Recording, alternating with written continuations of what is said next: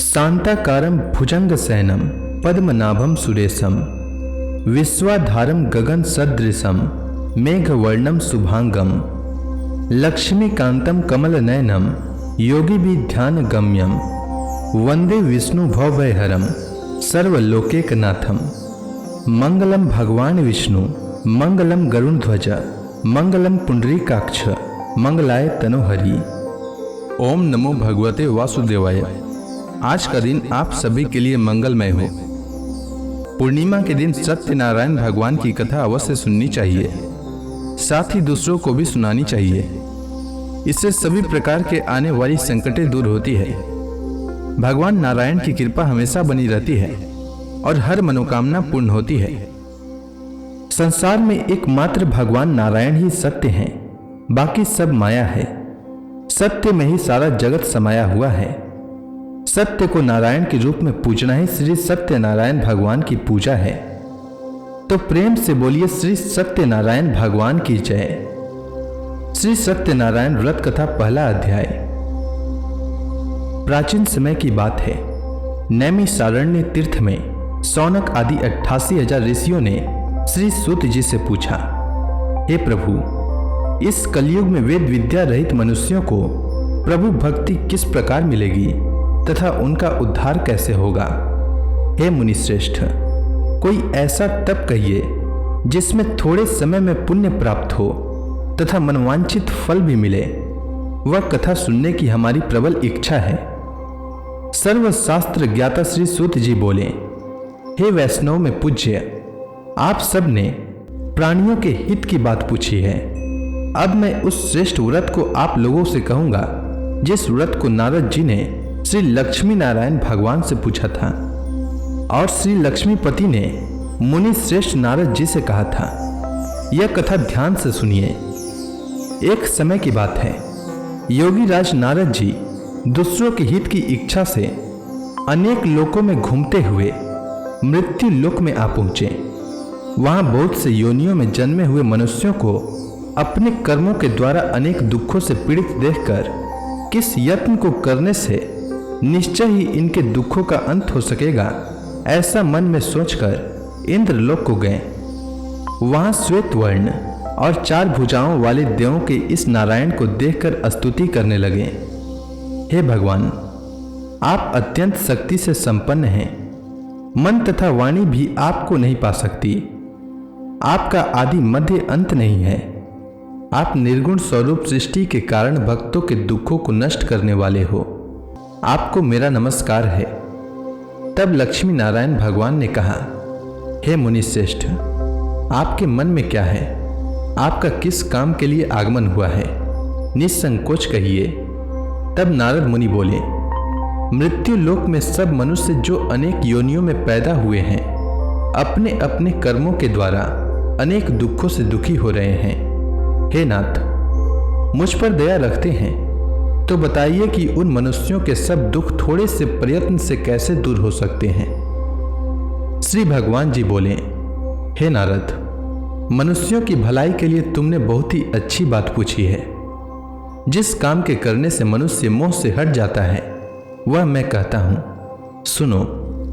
बहुत पुण्य देने वाला, स्वर्ग तथा मृत्यु लोक दोनों में दुर्लभ यह उत्तम व्रत अच्छी तरह विधान पूर्वक संपन्न करके मनुष्य मोह से छूट जाता है। आज मैं यह उत्तम व्रत प्रेमवश होकर तुमसे कहता हूं। श्री सत्यनारायण भगवान का यह कथा अच्छी तरह विधान पूर्वक संपन्न करके मनुष्य तुरंत ही यहाँ सुख भोग कर मरने पर मोक्ष को प्राप्त होता है। श्री भगवान के वचन सुनकर नारद मुनि बोले कि उस व्रत का फल क्या है, क्या विधान है, किसने यह व्रत किया है और किस दिन यह व्रत करना चाहिए। हे भगवान, मुझसे विस्तार पूर्वक कहिए। तब भगवान बोले, दुख शोक आदि को दूर करने वाला यह व्रत सब स्थानों पर विजयी करने वाला है। भक्ति और श्रद्धा के साथ किसी भी दिन मनुष्य श्री सत्यनारायण की शाम के समय ब्राह्मणों और बंधुओं के साथ धर्मपरायण होकर पूजा करे। भक्ति भाव से नैवेद्य केले का फल, घी, दूध और गेहूं का चूर्ण सवाया लेवे। गेहूं के अभाव में साठी का चूर्ण, शक्कर अथवा गुड़ लें तथा भक्ति भाव से भगवान का स्मरण करता हुआ समय व्यतीत करे।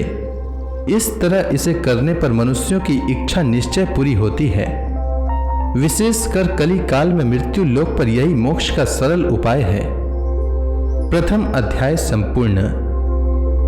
श्री सत्यनारायण व्रत कथा दूसरा अध्याय।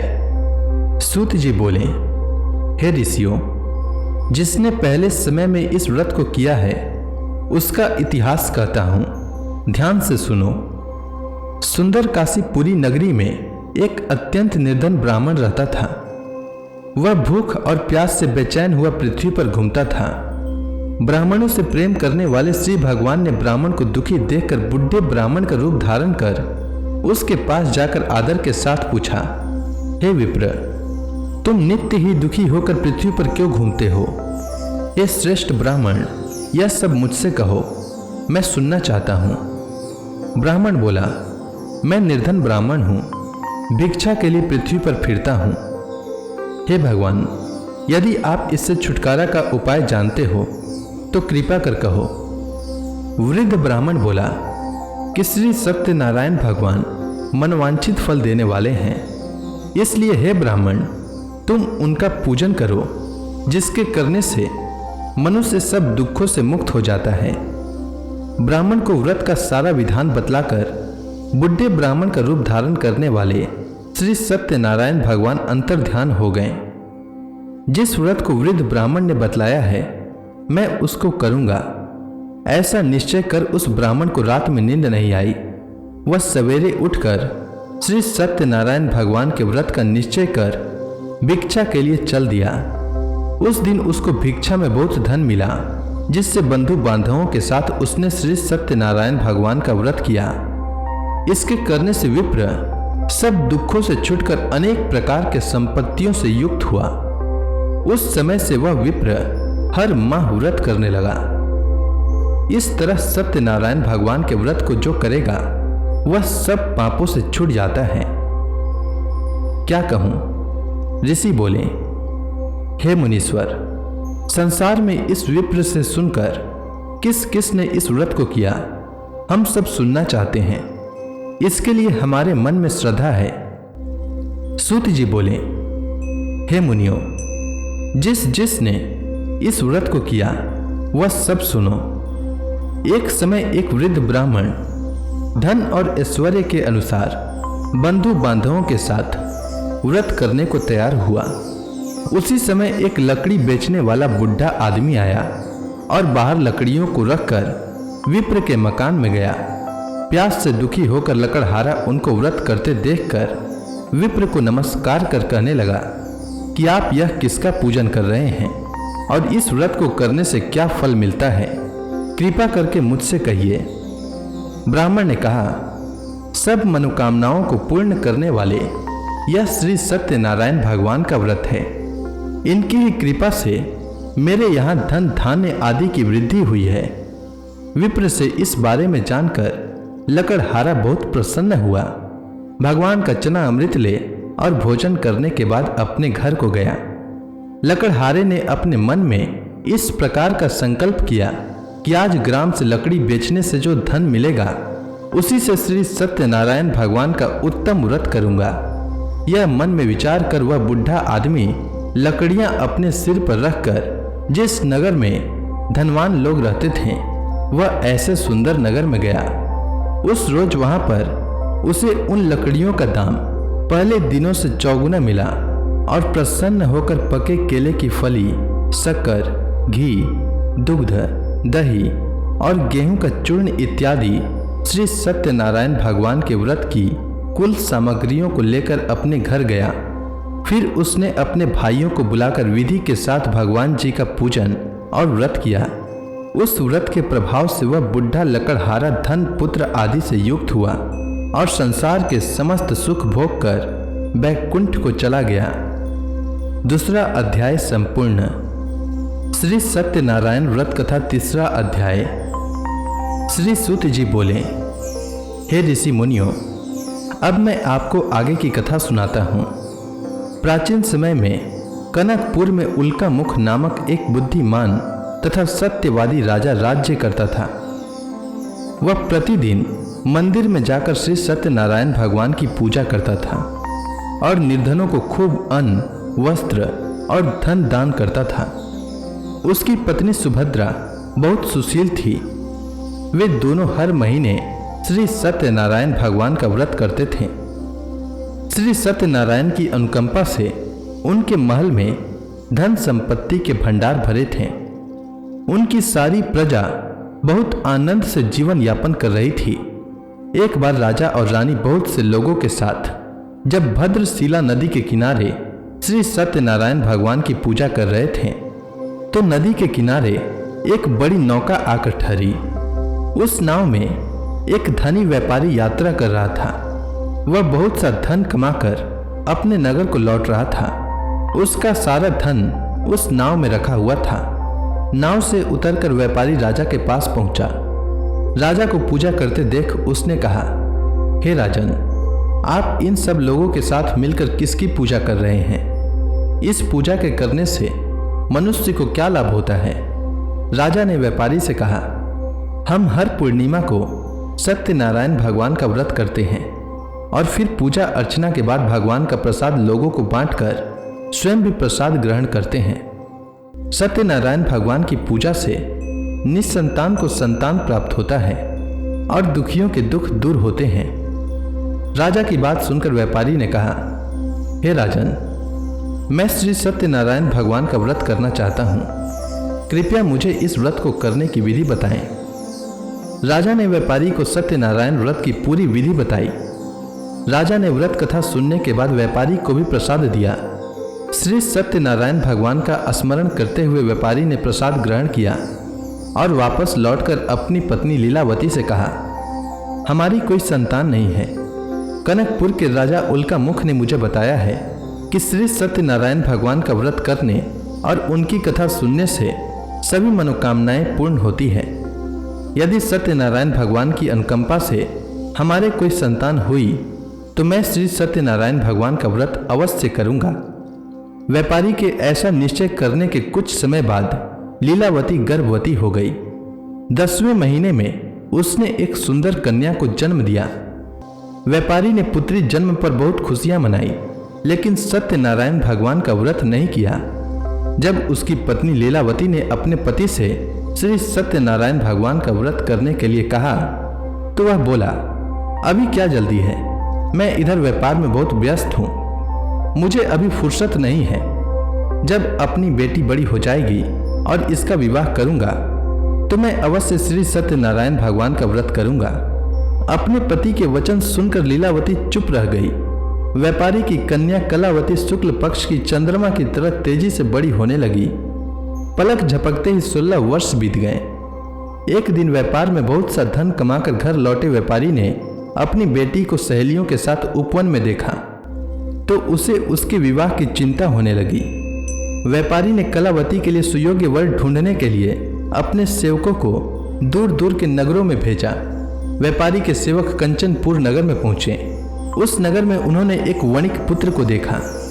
वणिक का बेटा अत्यंत सुंदर और गुणवान था। सेवकों ने वापस लौटकर व्यापारी को उस वणिक के बेटे के बारे में बताया। व्यापारी उस सुंदर लड़के को देखकर बहुत प्रसन्न हुआ और कलावती का विवाह बहुत धूमधाम से उसके साथ कर दिया। दहेज में उस वणिक पुत्र को बहुत सा धन दिया। कलावती का विवाह भी हो गया, लेकिन व्यापारी ने श्री सत्यनारायण भगवान का व्रत नहीं किया। लीलावती ने अपने पति से कहा, हे नाथ, आपने कलावती के विवाह पर श्री सत्यनारायण भगवान का व्रत करने का निश्चय किया था, अब तो आपको व्रत कर ही लेना चाहिए।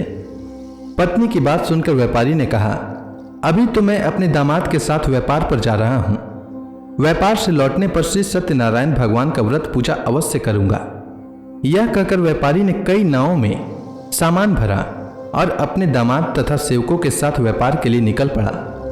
उस व्यापारी द्वारा बार बार व्रत का निश्चय करने और फिर व्रत न करने से सत्यनारायण भगवान क्रोधित हो गए और व्यापारी को दंड देने का निश्चय किया। व्यापारी अपने दामाद के साथ रत्नसारपुर में पहुंचकर व्यापार करने लगा। एक दिन कुछ चोर महल से चोरी करके भाग रहे थे।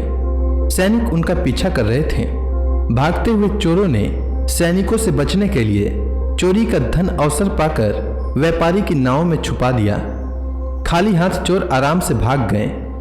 चोरों का पीछा करते हुए सैनिक व्यापारी के पास पहुंचे।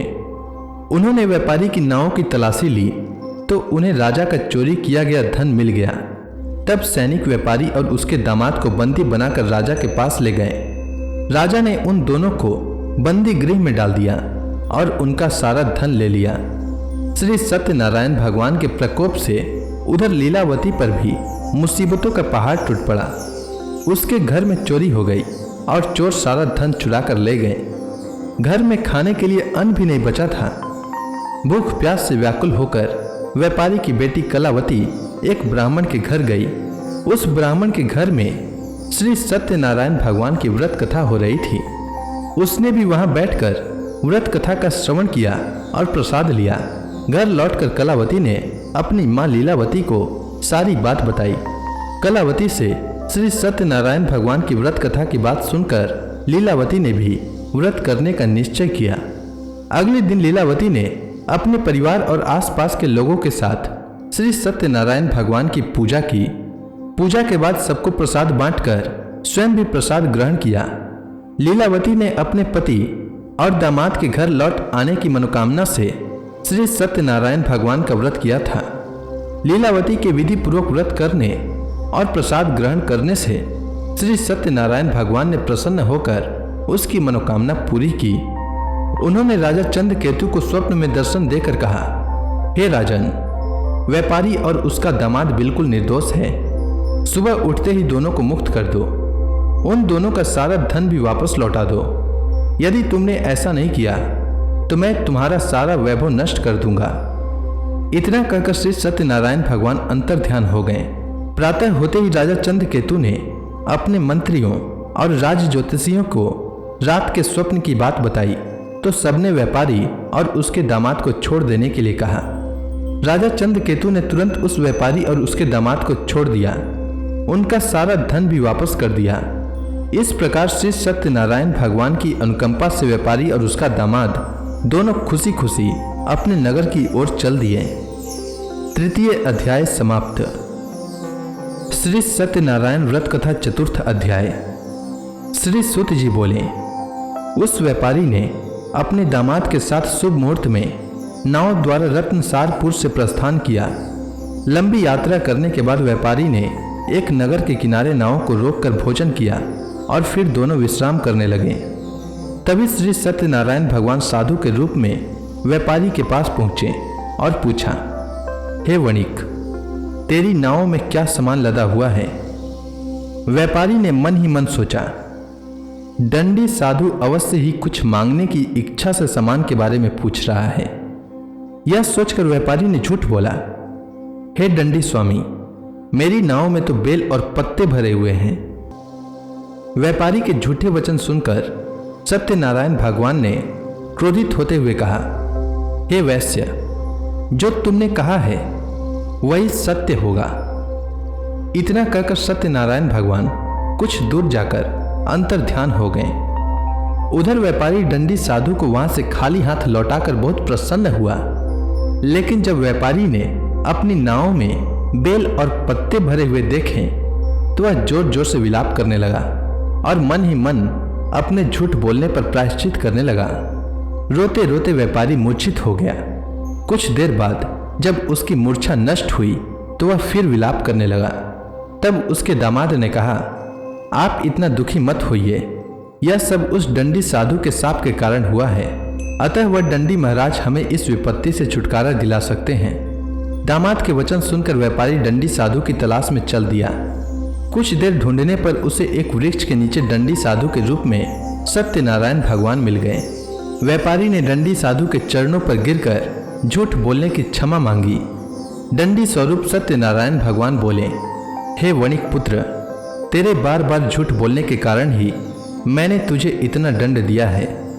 तूने बार बार सत्यनारायण भगवान अर्थात मेरी पूजा करने के लिए कहा, लेकिन कभी पूजा की नहीं। व्यापारी ने तब हाथ जोड़कर कहा, हे भगवान, आप तो दिन दुखियों के कष्ट दूर करने वाले हैं, सबकी मनोकामनाएं पूरी करते हैं। मेरी इस गलती को भी क्षमा करिए। आपके रूप को तो ब्रह्मा जी भी नहीं जान पाते, फिर भला मैं अज्ञानी कैसे आपकी लीला को समझ पाता। अब मैं जीवन में कभी झूठ नहीं बोलूंगा, सदैव श्री सत्यनारायण भगवान का व्रत और पूजा किया करूंगा। आप मुझ पर अनुकंपा करें। व्यापारी की क्षमा याचना सुनकर दंडी साधु ने उसे क्षमा कर दिया। उसी समय व्यापारी की नाव में भरे हुए बेल और पत्ते धन धान्य में परिवर्तित हो गए। व्यापारी ने अपने सेवकों के साथ अगले दिन श्री सत्यनारायण भगवान का व्रत करके उनकी पूजा की। सबको प्रसाद वितरित करके स्वयं भी प्रसाद ग्रहण किया। उसके बाद व्यापारी ने अपने नगर की ओर प्रस्थान किया। अपने नगर में पहुंचकर व्यापारी ने एक सेवक को अपने घर भेजा। सेवक ने उसके घर पहुंचकर लीलावती को सूचित किया। उस समय लीलावती और कलावती दोनों श्री सत्यनारायण भगवान की पूजा कर रही थीं। पति और दामाद के लौट आने का समाचार सुनकर लीलावती ने पूजा पूरी करके प्रसाद ग्रहण करने के बाद कलावती से कहा, बेटी, मैं नदी के किनारे जा रही हूँ, तो घर का काम पूरा करके आ जाना। यह कहकर लीलावती नदी की ओर चल पड़ी, परंतु कलावती पति से मिलने की खुशी में प्रसाद ग्रहण किए बिना ही घर से निकलकर नदी के किनारे जा पहुंची। उसके प्रसाद ग्रहण न करने के कारण सत्यनारायण भगवान क्रोधित हो गए। उन्होंने व्यापारी की नाव को नदी में डुबो दिया। अपने पति को वहां न देखकर कलावती ने जोर जोर से रोना शुरू कर दिया। तब व्यापारी ने कहा, पुत्री, अवश्य ही तुझसे कोई भूल हुई है। उस भूल के कारण ही श्री सत्यनारायण भगवान ने तुझे यह दंड दिया है। तब व्यापारी ने सत्यनारायण भगवान से प्रार्थना की, हे भगवान, मेरे परिवार के किसी स्त्री पुरुष से कोई भूल हुई हो तो उसे अवश्य क्षमा कर देना। तभी आकाशवाणी हुई, हे वणिक पुत्र, तेरी कन्या मेरा प्रसाद ग्रहण किए बिना ही चली आई है। यदि अब घर पहुंचकर तेरी कन्या प्रसाद ग्रहण करके वापस आए तो उसे पति के दर्शन होंगे और डूबी हुई नावें भी जल के ऊपर आ सकेंगी। कलावती ने वैसा ही किया। उसके प्रसाद ग्रहण करके वापस लौटने पर नावें जल के ऊपर आ गई। दामाद भी सुरक्षित नदी से निकल आया। घर लौटकर व्यापारी ने अपने परिवार और बंधु बांधवों के साथ मिलकर विधि अनुसार श्री सत्यनारायण भगवान की पूजा की, जिसके बाद उसकी सभी मनोकामनाएं पूरी हुई और वह आनंद पूर्वक जीवन यापन करता हुआ विष्णु लोक को चला गया। चतुर्थ अध्याय समाप्त। श्री सत्यनारायण व्रत कथा पंचम अध्याय। श्री सूत जी बोले, हे ऋषि मुनियों, मैं और भी कथा सुनाता हूँ। कौशलपुर में एक राजा था तुंगध्वज। उसकी प्रजा उसकी छत्र छाया में आनंद पूर्वक रह रही थी। राजा तुंगध्वज अपनी प्रजा के सुख दुख का बड़ा ध्यान रखता था, लेकिन एक बार उसने भी सत्यनारायण भगवान का प्रसाद ग्रहण नहीं किया। तब सभी को चिंताओं से मुक्त करके धन संपत्ति से भंडार भरकर प्राणियों को जीवन के सभी सुख देने वाले श्री सत्यनारायण भगवान ने राजा को प्रसाद ग्रहण न करने का दंड दिया। एक दिन राजा तुंगध्वज जंगल में हिंसक पशुओं का शिकार करने निकला था। तेजी से घोड़ा दौड़कर शिकार का पीछा करते हुए वह अपने सैनिकों से अलग हो गया और देर तक हिंसक जानवरों का शिकार किया। अतः कुछ देर विश्राम करने की इच्छा से वह एक बड़े वृक्ष के नीचे जाकर बैठ गया। समीप ही कुछ चरवाहे श्री सत्यनारायण भगवान की पूजा कर रहे थे।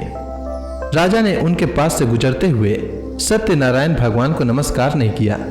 चरवाहों ने राजा को पूजा के बाद प्रसाद दिया तो राजा ने उन्हें छोटे लोग समझकर प्रसाद ग्रहण नहीं किया और घोड़े पर सवार हो अपने नगर की ओर चल दिया।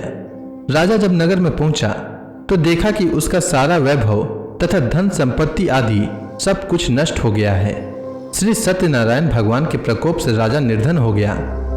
तब राज्य ज्योतिषी ने राजा से कहा, महाराज, आपसे अवश्य ही कोई भूल हुई है। अगर आप उस भूल का प्रायश्चित कर लें तो सब कुछ पहले जैसा हो जाएगा। राजा को तुरंत अपनी भूल का स्मरण हो आया। अतः मंदिर में जाकर राजा ने श्री सत्यनारायण भगवान से क्षमा मांगी और उनकी पूजा की। पूजा के बाद प्रसाद ग्रहण करने से श्री सत्यनारायण भगवान की अनुकंपा से चमत्कार हुआ। राजा का खोया वैभव पुनः लौट आया। श्री सत्यनारायण भगवान की अनुकंपा से जीवन के सभी सुखों का भोग करते हुए अंत में राजा तुंगध्वज वैकुंठ धाम को गया और मोक्ष को प्राप्त किया। श्री सत्यनारायण भगवान के व्रत पूजा को जो भी मनुष्य करता है उसके सभी दुख चिंताएं नष्ट हो जाती है। उसके घर में धन धान्य के भंडार भरे रहते हैं। निसंतानों को संतान की प्राप्ति होती है और सभी मनोकामनाओं को प्राप्त कर मनुष्य अंत में मोक्ष को प्राप्त कर सीधे वैकुंठ धाम को जाता है। श्री सूत जी ने कुछ पल रुक कर कहा, हे श्रेष्ठ मुनियों, श्री सत्यनारायण भगवान के व्रत को पूर्व जन्म में जिन लोगों ने किया उन्हें दूसरे जन्म में भी सभी तरह के सुख प्राप्त हुए।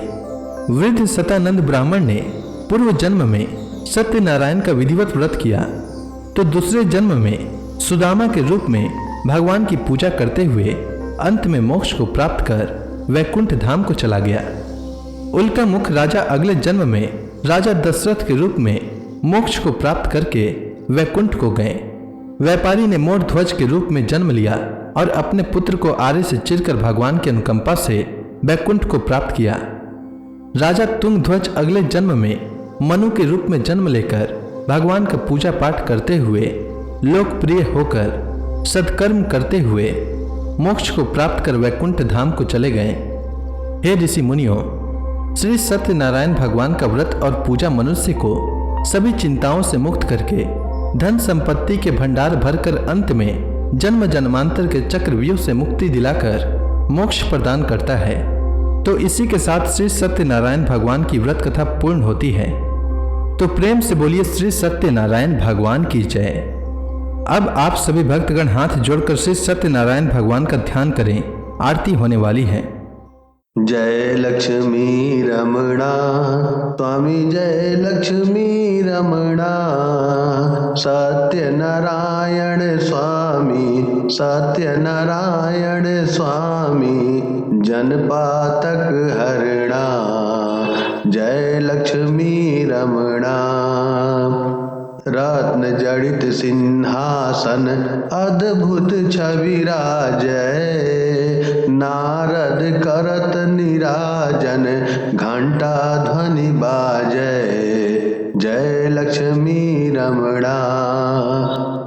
प्रकट भय कलिकारन द्विज को दरस दियो, प्रभु द्विज को दरस दियो, बूढ़ो ब्राह्मण बनकर, बूढ़ो ब्राह्मण बनकर कंचन महल कियो, ओम जय लक्ष्मी रमणा। दुर्बल भील कठारो जिन पर कृपा करी, प्रभु जिन पर कृपा करी, चंद्रचूड़ एक राजा, चंद्रचूड़ एक राजा, जिनकी विपत हरी, जय लक्ष्मी रमणा। वैश्य मनोरथ पायो श्रद्धा तज दिन्ही, प्रभु श्रद्धा तज दिन्ही, सो फल भाग्यो प्रभु जी, सो फल भाग्यो प्रभु जी, फिर स्तुति किन्ही, जय लक्ष्मी रमणा। भाव भक्ति के कारण छिन छिन रूप धरयो, प्रभु छिन छिन रूप धरयो, श्रद्धा धारण किन्नी तिनको काज सरयो, जय लक्ष्मी रमणा। ग्वाल बाल संग राजा वन में भक्ति करी, प्रभु वन में भक्ति करी, मन वांछित फल दीना, मन वांछित फल दीना, दिन दयालु हरि, जय लक्ष्मी रमणा। चढ़त प्रसाद सवायो कदली फल मेवा, प्रभु कदली फल मेवा, धूप दीप तुलसी से राजी सत्य देवा, जय लक्ष्मी रमणा। सत्यनारायण जी की आरती जो कोई नर गावे, प्रभु आरती जो कोई नर गावे, रिद्धि सिद्धि सुख संपत्ति, रिद्धि सिद्धि पति जी भर के पावे। जय लक्ष्मी रमणा। प्रेम से बोलिए सत्यनारायण भगवान की जय।